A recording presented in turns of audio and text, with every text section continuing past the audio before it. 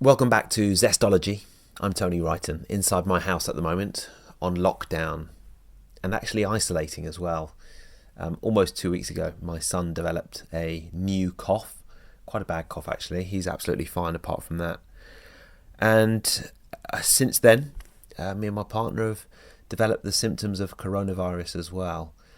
Very mild, thankfully, compared to what a lot of people are going through, and I'm extremely grateful for that. I wouldn't say particularly pleasant, but also absolutely fine. And of course, one of the very strange things about this whole situation, certainly for everybody in this country, is there's no tests at the moment, so you don't actually know if you've got it or not. I'm sitting here at the moment, I've got a kind of strange tightness in my chest, and I have to say it's been going on quite a while. The symptoms of a cold as well, and a cough, so probably have got it. We probably all have got it and had it, but we're isolating at the moment. At Sky, I'm actually designated a key worker. The government is keen to keep broadcasters on air when everything else is shutting down. It's almost embarrassing having that status, bearing in mind the incredible work that the NHS is doing and people in so many fields are doing to try and help the nation. But there's no doubt also that the broadcasters that I particularly like, I have been watching a lot, including Sky News, while I've been at home in isolation. And so that's the reason I will be going back to work once this is ended and we are out of this 2-week period. But at the moment I feel okay. And so does the family. So let's hope that continues. And wherever you are, I hope you're feeling okay as well. It is such an uncertain and downright distressing time at times, isn't it? So this is a coronavirus-focused podcast, and it looks at anything and everything we can do to improve our health and immune system. You might be hearing a weird noise in the background. That's the radiator making a weird noise because I'm indoors. I'm in my house. I'm in isolation. So there's it's not quite as soundproofed as I'd like it to be in the spare room, but that's where I'm sitting at the moment, on the bed, recording this. So today, what can we do to improve our health and immune system? Functional medicine treatments, commonly available supplements, and pharmaceutical approaches that doctors and governments may pursue. And first, a disclaimer. Please don't start any new regime without consulting your medical practitioner. If you think you are suffering from coronavirus or anything else, you must get the appropriate medical advice, as Dr. Matt Cook advocates a number of times in this podcast.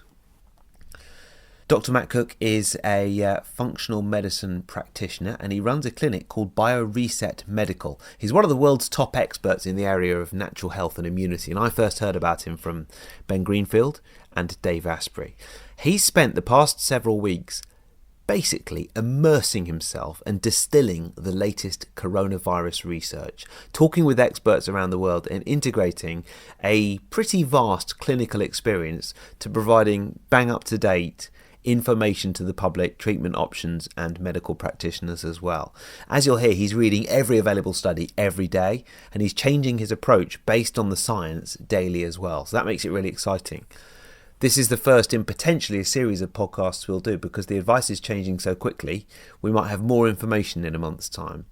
The science is changing so quickly. We're learning so much about this virus that potentially what you can do to boost your immunity is changing as well. So this is the first in a series of podcasts. To reiterate, if you get ill, Dr. Matt Cook is absolutely not saying take matters into your own hands. You must get proper medical treatment. But he does say in this podcast there's plenty you can do to boost your immunity. So, as I say, I've been on lockdown and isolation for about a week and a half. Thankfully, those symptoms are really quite mild compared to what many people are going through, and maybe many people listening to this as well. So I'm extremely grateful for that. I am also taking it very easy, and so is the family. If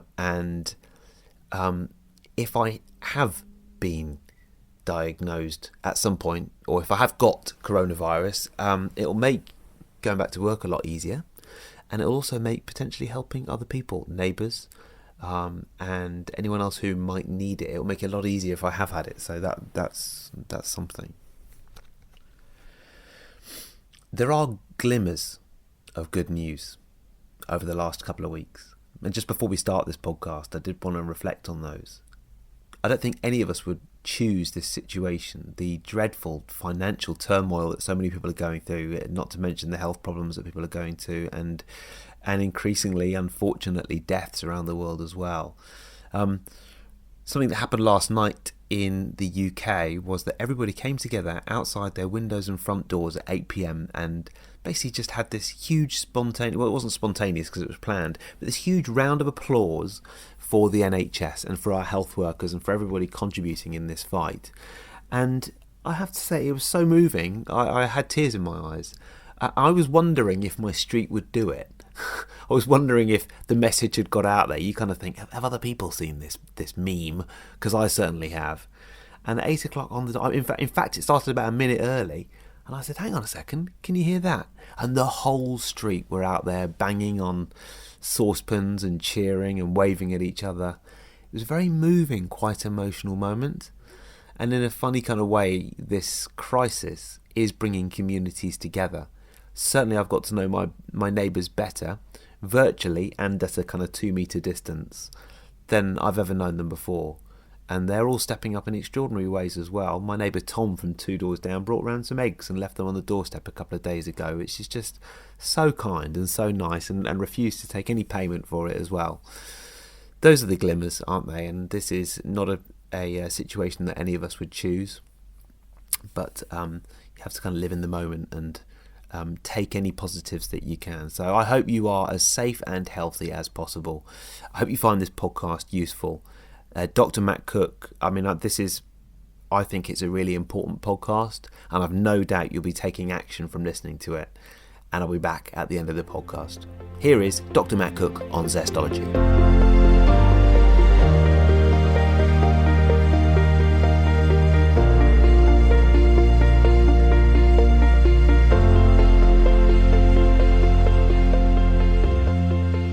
Part of your focus over the last couple of weeks is how to deal with, on a global scale, with our immunity to stop this virus affecting us too badly and to be able to kind of get over it as quickly as possible. And I'm very interested in that because as things stand, we're not feeling brilliant. We're okay, but I would say it's 50% or more. We're certainly the worst affected area of the country, and I'd say it's 50% or more that we probably have got it. But of course, there's no tests, so we don't actually know.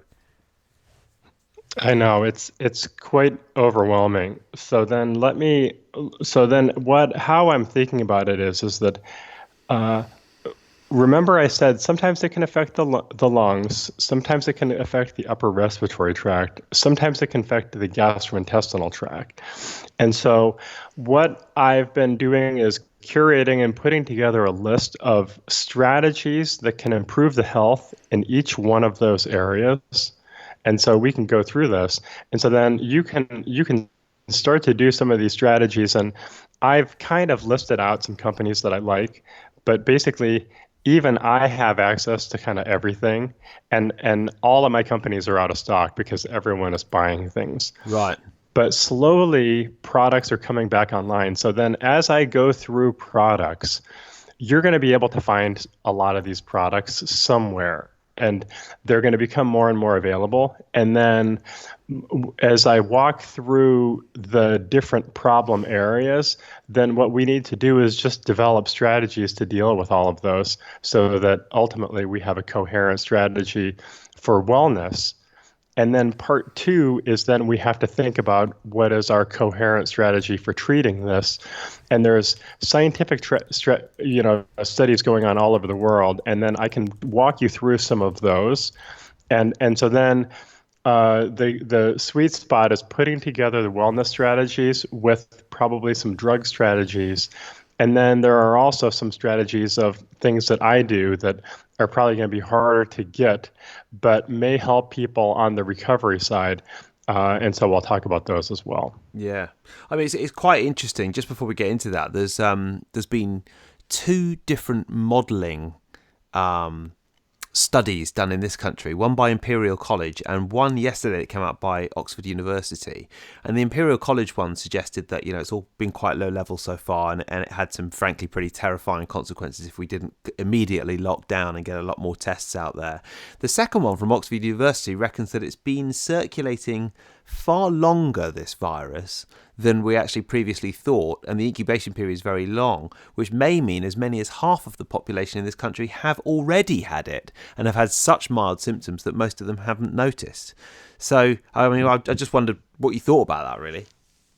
So it's like unbelievably interesting to me that you just said that, because in my practice, probably 65 to 75% of the people who see me fly to see me. And I had 15 people call me in January that they had the flu, that they had the worst flu in their life, and they thought they were going to die. And nobody was really paying attention to Corona, and there was no sense that Corona was here. And I'm in the San Francisco Bay Area, and so I have a tendency to believe that it's been around a little bit longer. I think it's been around for a couple months, and I think it's very possible that the incubation period is a little bit longer than what we've heard. Yeah, and I mean, obviously, one can theorize, hopefully without using conspiracies as much as you like. But I presented a big sporting event in this country at the end of January, and people flew in from all over the world, loads of competitors from China and all over Asia and all over the world. And it was an indoor sports event, table tennis. That's really hot and sweaty. The virus is going everywhere, and you just think, who knows, if it has been around a lot longer, that would have been a real incubation point right there. But of course, we don't know. And at the moment, we can't test, though hopefully that will change quite quickly. It was funny. It's funny here. I'm on the other side of the world from you. And the first thing that I found out this morning was that Prince Charles on the social media was that Prince Charles tested positive. So it was like, it's all the way from the top all the way down. So my feelings go out to him. Yeah, absolutely. Yeah. So what are some of these strategies then? When we look at kind of virology, what are some of the things we can do to boost our immune system and fight this thing off? I'm very interested to know. Okay, so then let's go by category. So if you think about the upper respiratory tract, and then I'm gonna cover the categories a little bit real quickly, and then we'll talk in sort of broader terms. Okay. But zinc is a supplement, and if people can get zinc lozenges, I really like having people take these zinc lozenges, because the lozenges take about 10 or 15 minutes to dissolve in your throat. And while they're dissolving, they're right in the place where the virus is. And zinc is interesting because it blocks viral replication. And so it's a very easy thing to do, very cheap, and it's acting right in the area where the virus is. Okay. And so that's a good one. And that's the easy one. The next one is on the gastrointestinal front, and and what happens is we're finding out that even after people recover sometimes from the pulmonary and upper respiratory symptoms, they can still shed from in their stool the virus for a couple weeks. And so with that in mind, by the way, the most important thing we can do is social distancing and isolation, and incredibly good job on hand washing, because we don't want to take that virus that was in our stool and then reinfect other people or reinfect ourselves. But from the GI perspective, we use a product for a lot of the people that we see with parasites and infections. It's called SBI Protect. There's another one that's very similar called colostrum. And colostrum is probably something that's very available to a lot of people. And it has immunoglobulins that it's the very rich part of mother's milk, and so then they can make it from either from dairy or from goats, And the immunoglobulins that are in the colostrum can bind onto viruses and toxins, and then it holds on to them and it keeps them from going back and infecting other cells. Another product. Just on that, I've been banging on about colostrum for ages, and I have been taking that, so I'm very pleased about that. That's good. Oh, okay, that's Yeah, a good one. yeah, Yeah, yeah. that's amazing. Quercetin is a quite available and fairly inexpensive product that uh, it's a plant-based. It's found in onions and it's found in other vegetables. But quercetin has some antiviral effects, and it also helps to heal leaky gut and help seal the gut border back. And a friend of mine told me yesterday, I just love this: good fences make good neighbors. Mm-hmm. And our whole immune system is located in the intestine, right on the other side of the wall. And so what happens is, if we start to get inflammation in the intestine and leaky gut, then toxins and inflammation can leak from the intestine into the bloodstream, and then that creates immune dysregulation, and our immune system doesn't work quite as well.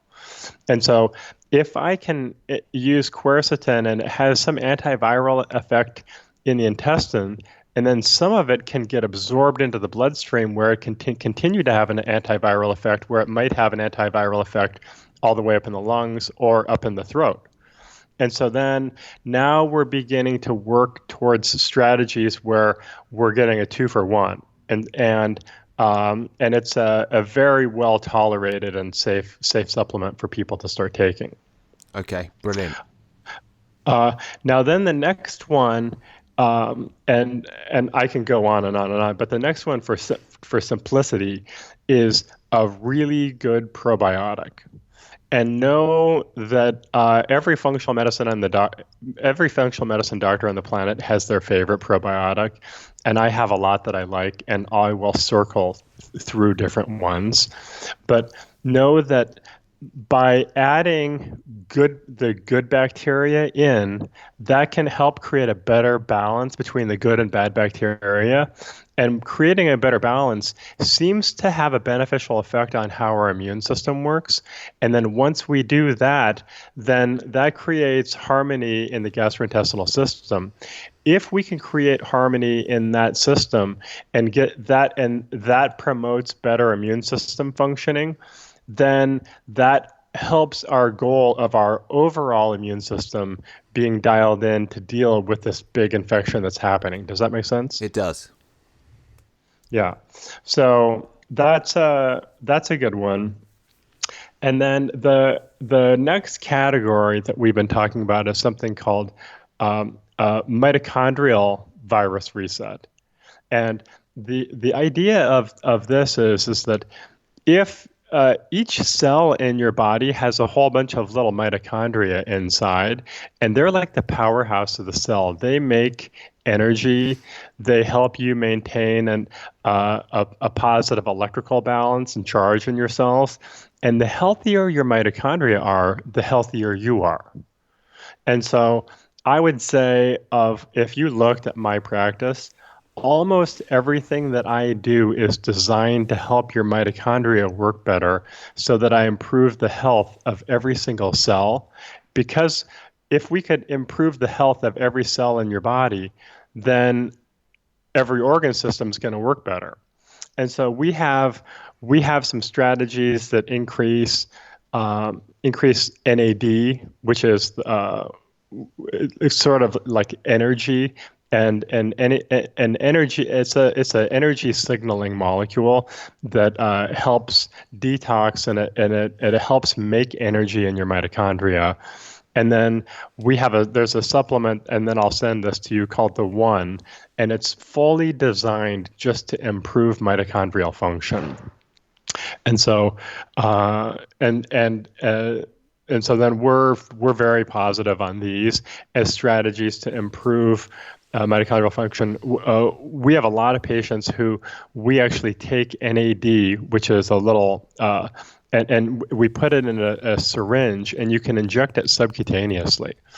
And we've seen, because I take care of so many patients with chronic infections and chronic viral infections, when I start to give people NAD, what I see is that they start to have more energy, they start to feel better, and it seems to activate and turn on immune function. So then that's been a real positive one for us. Okay, just a couple of questions on NAD. Am I imagining that I heard somewhere that NAD is contraindicated with this particular virus? Did I imagine that? So I have not heard that. Um, Mechanistically, there's some studies where they did mitochondrial enhancing. I just read this yesterday. I saw a study, and I need to go back and find this, where they did some mitochondrial enhancing strategies for people who were real sick, and they did better. Personally don't think that NAD would be contraindicated. I think it would be beneficial. Okay. But and interestingly, of those friends that I had who called me in January, none of them have been tested because we don't have any testing in America. But I sent them all this type of stuff, and I sent them all NAD, and then they all did NAD, and everyone did well. And so that I have a very small cohort, not enough information to say, yes, we should do this. But very quickly in the next month, I predict that I'm going to have 40 or 50 people that will end up testing positive.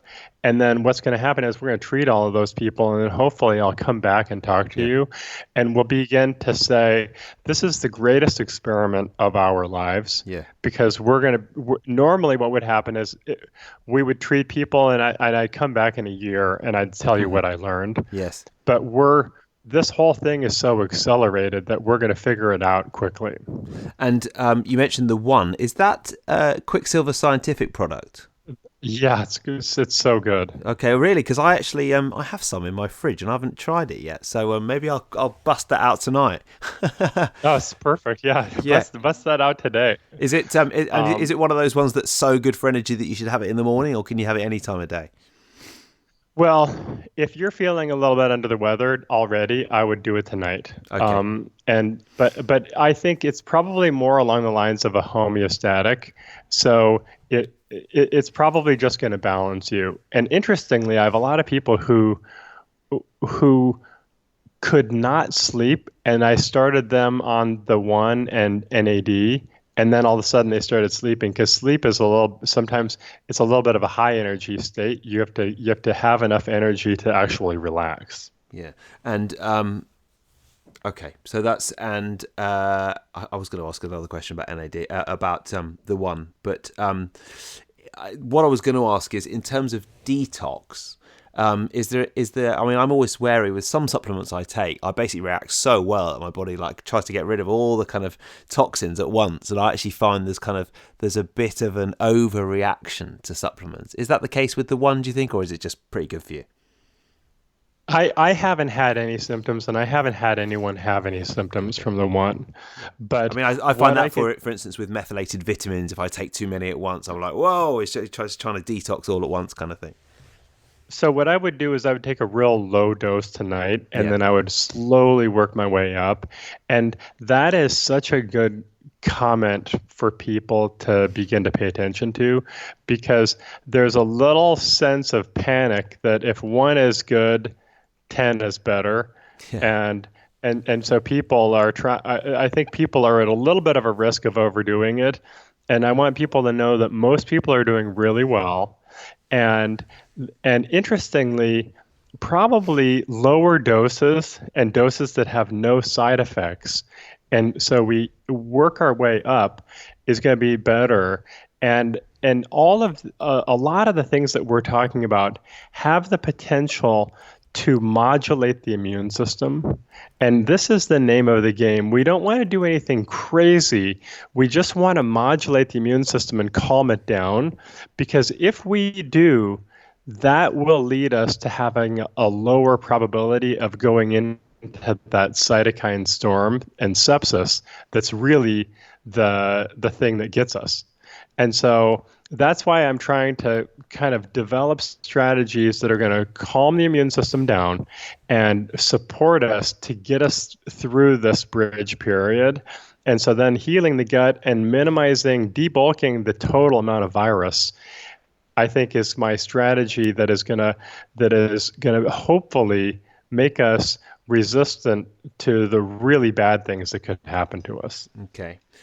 So I know people will be lapping this up. So is that the kind of the main list of supplements, or is there anything else that you think is particularly worth looking at? I mean, you haven't mentioned vitamin C, for example. Oh, no. So then the next one is vitamin C. Vitamin C may be the most important one. And so interestingly, vitamin C and lysine is the next two. And vitamin C is really, really important because it may help make the cells more resistant to the virus. And it has an antioxidant effect that is beneficial and may help calm the immune system down without revving it up too much. And we're doing vitamin C orally, and then we're also doing vitamin C IV. Right now, vitamin C everywhere is totally out. You can't get it. One thing you can do is have lemons and limes. And so we're having people juice lemons and limes every day to get vitamin C. And I've seen some strategies people talking about where they give vitamin C throughout the day, so every 4 hours, and sometimes that can help combat symptoms. And then interestingly, when you give vitamin C IV, there may be some evidence that it helps prevent sepsis. And so it may calm down the immune system and keep the immune system from running all the way out of control. Okay, brilliant. And what about, I mean, that's excellent, and I think that's something that I have heard vitamin C, from a few people who've been on since everything blew up with coronavirus. What about lysine? I don't know much about it. Is this L-lysine? Is that the same thing? That's exactly right. And so this is an amino acid, and the L-lysine seems to block viral replication also. And the interesting, and this may be something that people can get.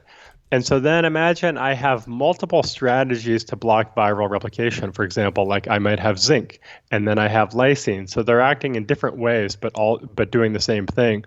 And so a lot of people who suffer from like herpes, for example, will find that if they take L-lysine, it seems to block the viral replication, and so they have less herpes outbreaks.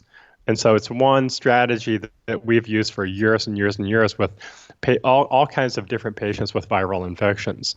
Now, the concept is I have some anecdotal stories of friends who were treating people with corona who their symptoms got better when they either did lysine intravenously, where they got the lysine from a compounding pharmacy, or orally. And so then this is now part of my strategy of something that you can take as a pill that will have a systemic antiviral effect. And so then now I have about 6 or 7 things here that are in this category. So we have a product called X-Viramin, and it has a whole bunch of herbs that are antiviral. It turns out that andrographis, rosemary, calendula, dandelion, rosehip, all of these are herbs that have been shown to have some effect on coronaviruses in the past. Other things that boost immune function and calm the immune system down a little bit are things like cordyceps mushrooms, and there's a whole host of mushroom products. And so then what you begin to see is people are at home and they're going to have to search through. They may get vitamin C, they may get 1 or 2 herbs, they may get some zinc, they may find some quercetin, and it's not going to be perfect, but people are going to be able to find some combination of these products that can help support them. Does that make sense? It does, yeah. And I know, being somebody who has a fairly extensive supplement collection anyway, I'm aware of the ones that have been harder to get and easier to get. Certainly liposomal vitamin C has been out quite a bit, but vitamin C in general seems to be available here. But I know that people will be listening to this and logging on as you talk. So and it's nice to think that's something we can do. One more thing, and then we should talk about some of the drugs, because I think that's real interesting. Okay. Yeah. I just found out about this. Can you get melatonin in England? I've seen melatonin listed somewhere else as something potentially good. I think it's still illegal in this country to buy melatonin, and certainly a lot of the inverted commas biohackers that I know go to America and bring some back in their luggage. But yeah, I don't think it's very widely available here. But I'm not sure. That might have changed in the last 6 months or something. Interesting. So there's some evidence that melatonin, particularly when you get to higher doses, it has anti-inflammatory effects, because it's a hormone and it helps you sleep, but it can have anti-inflammatory effects. And I have spoken to doctors who've been treating patients with coronavirus who gave them melatonin, and those people started to turn around when they got the melatonin. And there's actually a theory that children, and because you mentioned your child, yes, children have very high levels of melatonin compared to adults.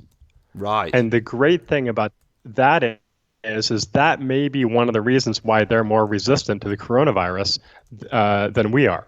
Yeah. And as we get older, and so there are some strategies that can help support your melatonin levels, like 5-HTP. But overall, for people who are in a jurisdiction where they can legally get that, adding in some melatonin in the dose range of 2.5 to 5 to even 7 to 10 milligrams at night may be beneficial. Okay, and that is just remind me again, because I was taking all that in, but it's slightly hard to grasp. So there's some thinking that because children are higher in melatonin naturally, that is also why they're not that badly affected by this virus. Is that right? Yeah, a friend of mine, Dr. Klinghardt, was mentioning that in a podcast that he did a couple of days ago.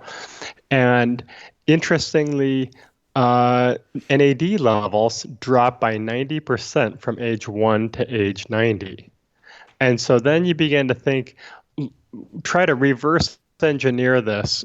What are the things about kids, and particularly young kids, what did they have in their biochemistry that makes them healthier and more resilient and less susceptible to an infection? So then you begin to say, okay, certain hormones go way down, certain cell messaging signals go down.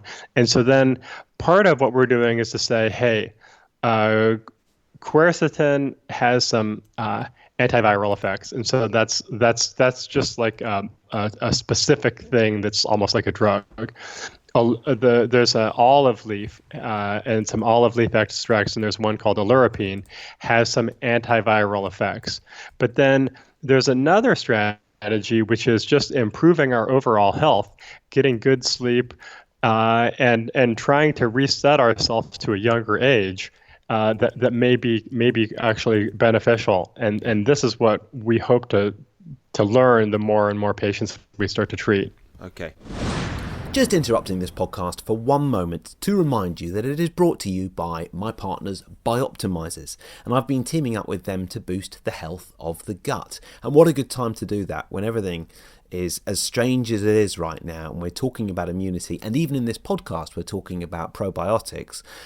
What better than Bioptimizers to be sponsoring this podcast? Their probiotic is called P3OM, and they reckon that it's very much a super strain because there is such a strong probiotic. So Wade Lightheart, who's a great guy, he's becoming a friend, and he was on the podcast a couple of weeks ago, he calls it the Navy SEAL of probiotics. And if you want to have a look at just how good it is, there's this video on the site bioptimizers.com/zestology where you can see them use this probiotic P3OM, and it dissolves a bit of steak. So, really, that and the masszymes that Bioptimizers also make are obviously helping your gut work at its best. And that is something that I'm really keen to do at the moment. I'm really trying to look after my gut and my general health. And there is a 10% discount if you want to mention Zestology. You can head to bioptimizers.com/Zestology. Use the code Zestology10. If you're in the UK, go to bioptimizers.co.uk and also use the code Zestology10. Think about your health and immunity at this time. It's really important. Not just that. I mean, obviously I've been ramping it up with the vitamin C and everything else and really eating well and using my freezer so much. Batch making soup, let me tell you. That's not part of what I was supposed to be telling you about with probiotics and Bioptimizers, but I think it's good to batch cook and freeze stuff as well. But P3OM is clearly a very powerful super strain of probiotics and helps you get rid of the bad guys, and then it's safely eliminated. So if you head to bioptimizers.com/Zestology, take a look at that video. And now back to the podcast. So we've got about 10 minutes left, and I know you want to get onto the medicines. Just before we do that, there may well be some people listening to this who haven't really listened to Zestology very much, but because there is a health crisis across the world at the moment, they've come for the first time to have a listen and get some advice. I think they might be skeptical that taking a lot of supplements can make much difference, or that one should do anything without consulting one's doctor beforehand. What would you say to them about that? Oh, that's such a good question. You know what? I've had probably 100 people say to me in the last 2 weeks, I think that on the other side of this, people are going to be a lot more interested in what you say. And, it was interesting. I used to work as an anesthesiologist, and 2 months ago, before this thing came out, I ran into 6 anesthesiologists that I used to work with. And I looked at them and I was kind of wondering what they were going to say. They came over to my table and they were all smiling, and they go, you were right. I go, what do you mean? They go, remember when you said that we should be gluten-free? They go, turns out we were allergic to gluten. You were right. And so they gave me like 5 or 6 kind of functional medicine things that I had told them. And, in the Western world, not a soul was interested in anything that I said 10 years ago. But now they're all coming. And so it's a journey to sort of figure this stuff out. And if you're new to it, what I would do is I would suggest trying a couple things. Don't try everything. Try one thing and see if it helps. And the people who are most likely to have problems with this are people who have a whole bunch of medical conditions and are significantly older. However, it can affect younger people. And so what I want to encourage people is to begin a journey with us where we start to educate you about different strategies that will help your immune system. Just like you said, you can have some detox symptoms. What might be perfect for you might not be perfect for somebody listening. And so then, but through trial and error, as you pay attention to your own body, we're going to begin to find some strategies that you make people feel a lot better. And then that's the name of the game. And I think that the other thing that's going to happen is we're going to start to have more and more peer-reviewed research on a lot of these products. And so then what we will find, I think, is that the results may surprise us, and sometimes supplement strategies may work as effectively or may be synergistic with the meds. And my hypothesis is that for this condition, the most effective thing that you can do if you get infected is going to be to take medications. But I believe that some of these strategies may help mitigate some of the symptoms and may help make the medications work better. And we don't have all those answers, but we're going to have better and better answers in the days and weeks and months to come. Okay, great. So it's about kind of supplements to boost your immunity right now, and then some of the things you can do if you think you have been infected or contracted the virus as well. Very well said. So in terms of the medications then, obviously, again, this is an area, if you are looking at medication, you would want to consult a doctor first, right? Absolutely. So you're gonna, and I sort of shudder to say this. I'm aware of also probably another 10 cases of people that in my community that I've talked to, or I've talked to their doctor, who have taken a combination of anti-malarial drug named hydroxychloroquine and a drug called azithromycin, which is an antibiotic. And what I am hearing is that combination is quite effective. Now, it's quite interesting because these are not drugs that are classically thought of as antiviral. But this strategy, and there was a study that came out in France, and there were some problems with the study. It wasn't a perfect study, but it still had a very, very positive outcome. The problem is normally they do a study like that, and then they repeat it, and then they do it on a larger group of people, and then in a year we come back and we say, hey, guess what? This worked, or it worked 20% or 50%, or when we get an idea. Yeah. Here, we're having to make decisions too fast and faster than we really should. But if you asked, and there are also a whole bunch of antiviral drugs, but nobody has access to them. And so I think that from the drug side, our best strategy is going to be these two things. What I think is that if someone gets the sore throat, I'm going to be recommending to my patients that they take the hydroxychloroquine because I've heard enough evidence that is helpful. Now, the important thing that people need to know is that if they have a heart problem or if they are on any other medications that affect the electrical pathway of the heart, they have to be careful because this one does something called prolonging the QT interval. Yeah. So I suppose it's worth. Sorry, just to interrupt. It's worth pointing out that this is like what you're looking at prescribing your patients, as opposed to people saying, "Oh, I've got a sore throat. Get online and buy some hydroxychloroquine." That's not what you're saying at all. Exactly. Yeah. I'm not what I'm saying at all. And so what I'm saying is, and this would not be a good treatment for a regular sore throat. So what's going to happen is if somebody has a sore throat, then they need to get tested, and we need to figure out if they have corona.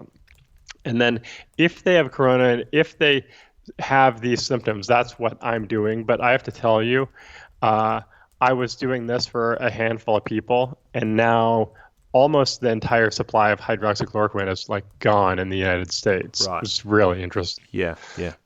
But then the other thing that seems to happen is that once it goes into the lungs, then all of a sudden there can be like a super infection where a bacteria comes in on top of the virus.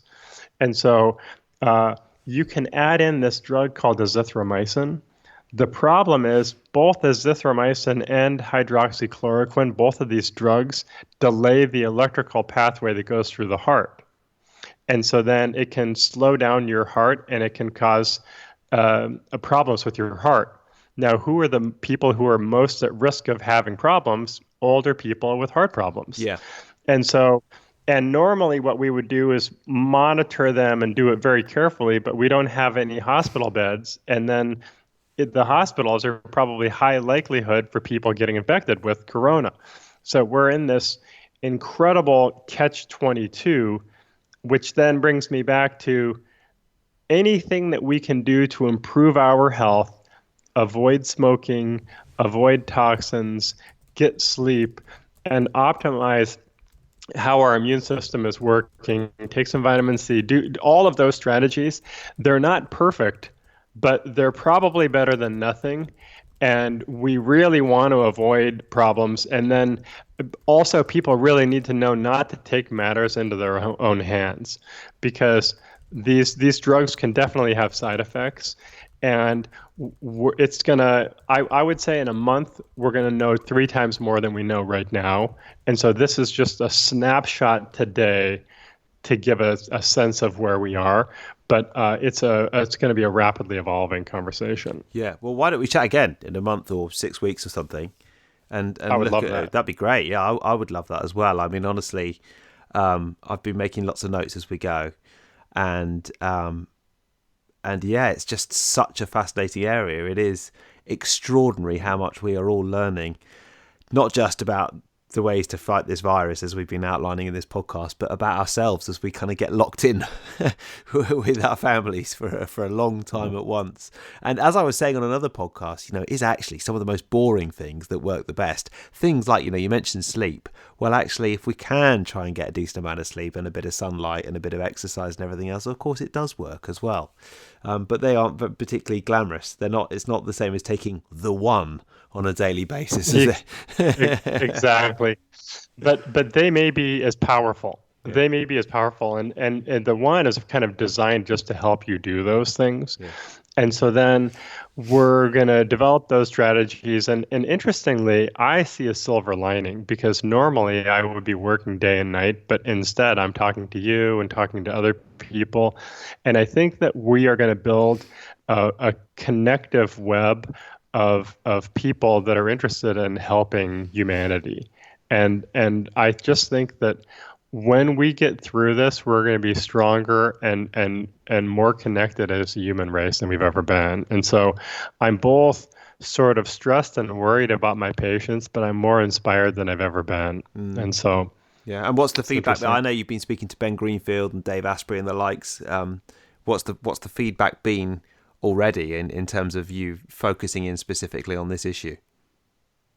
The feedback has been great, because everybody is it's sort of like all of those people that may have questions and they may have been a little bit skeptical, but all of a sudden there's a listening. And so now what I'm trying to do is have the most coherent voice that I can have to communicate how different biological systems work with each other. So our immune system is intimately tied into the gut, and then intimately tied into the lungs, and then that's intimately tied into our psychology and our neurobiology and how we feel. And so then all of a sudden, the whole world is about to start to delve into strategies to improve health and improve wellness, and really, and we all have a whole bunch of time. I might have said that to you 6 months ago, and you were like, "Well, I'm too busy." Yeah, Me too. Yeah. But so now I think there's a listening, and we're ready, and the whole world's ready. And then on the other side of this, I think we're going to take a lot better care of ourselves, and something magical is going to happen because of the way that everybody's coming together. Well said indeed. And I mean, I feel there's a lot of that already. I mean, my partner's a yoga teacher, and she did her first ever online class last night and had probably 5 times the amount of people that she thought sign up for it. And I did it up here in the spare room while she was teaching downstairs. And it was incredibly powerful and nice. And I was about 10 to 9 when she'd almost finished. I thought, this is actually better than going out at 10 to 9. I'm in the comfort of my own home. I can roll into bed afterwards. It's quite nice. I imagine she'll probably carry on doing that. Yeah, I hope so. Yeah. I hope so. Yeah, I actually, my first sort of foray into integrative medicine was that I was a yoga teacher. Oh, really? And so, yeah, it's interesting. And so then from that perspective, we are like an antenna, and our physical body is an antenna for basically energy. And so then, interestingly, I kind of liken everything that I do with biochemistry and IVs and other strategies. I liken all of that to be just strategies to improve our antenna so that we can actually do the real work of yoga, which is breathing and meditation and mindfulness. Yeah, definitely. And that is harder than ever, isn't it? Matt, thanks so much. One question I ask everyone on this podcast is, what is one book that you would recommend? and it can be anything. It might be a fiction book. It's hard to switch off at the moment, so maybe a fiction book, and one tip for living with more energy and vitality. So what would you go for? A book and a tip. Okay, I'm gonna go. I'm gonna go for my vitality and energy thing, and then I'm gonna go for the book. Okay. From vitality and energy, I came up with this idea that a lot of times something bad is happening right now, but and I'm writing a book called PTSD Reset that's going to come out shortly, and so then, but probably that's going to lead to changes that are going to influence you. And then it's going to have some positive impact in your life. And then at some point in the future, you're going to look back and say, I'm much better than I was at that time. And so then what my tip is that I connect to a time in the future when I've overcome and I'm smarter and better and stronger. And then I connect to that feeling and I try to energetically see how I can get there. And connecting to the idea that this is going to make me better and I'm going to overcome it somehow lessens lessens the pain of this moment, because I start to begin to reset and see who I am. Now, then as a book, I always loved Greek literature, and there was this idea that everything is either going to be a tragedy, a comedy, or an epic. And so one of my favorite books was the Odyssey, and it's been going around it's written 5,000 years ago by Homer, and this character went on this unbelievable epic journey that took 10 years after this big war that he was in, but he ultimately made it home and was safe. And I think that we are all on some version of what I would call a hero's journey. We are all struggling through an unbelievably stressful moment, but on the other side is a reunification and transcendence and healing. And so you may not want to read that whole book, but if you start to read and understand about this concept of the hero's journey, it's kind of amazing. And so if you don't want to read that book, then I recommend that you watch a great recommendation. Star Wars. Star Wars, yeah. Because it's the same story, Luke Skywalker. Oh, it was so highbrow, and then you just you brought Star Wars into it. But that is excellent. It's in my contract. It's in my contract. I have to mention Star Wars in every podcast.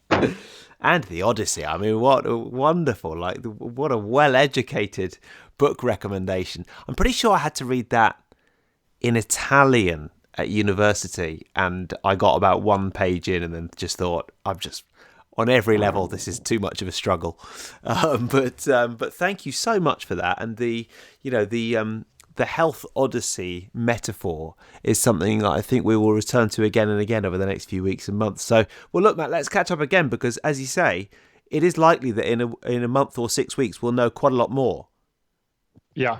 I can't wait to talk to you. Okay, great. Well, we'll set a date. We'll record again. And in the meantime, where can people find out more about you and everything you're doing with your patients and everything else? Oh, so we're at BioReset Medical, and then I have a podcast also called BioReset Podcast, and so we're podcasting on basically a daily basis, and I'm doing some real serious talks with PhDs and MDs and doing a lot of science, and then we're also doing some talks on psychology and literature and kind of everything in between to help people connect and find resilience and different strategies to support themselves. Great stuff. Thank you so much for all this. It's been absolutely brilliant, and I know people will really appreciate it. And we'll speak again in about a month.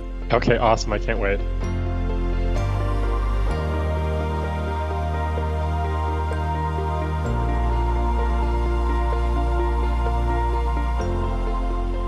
That's it. Thank you to Dr. Matt Cook, and thank you for listening to Zestology as well.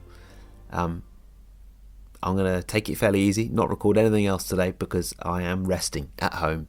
But, the weird thing about this is if you get ill, or if you've been ill over the last couple of weeks, you don't actually know if you've got coronavirus or a bad cold. I mean, our baby brings back a different bug from nursery every week at the moment, so who knows what it is, and he always passes it on to us anyway.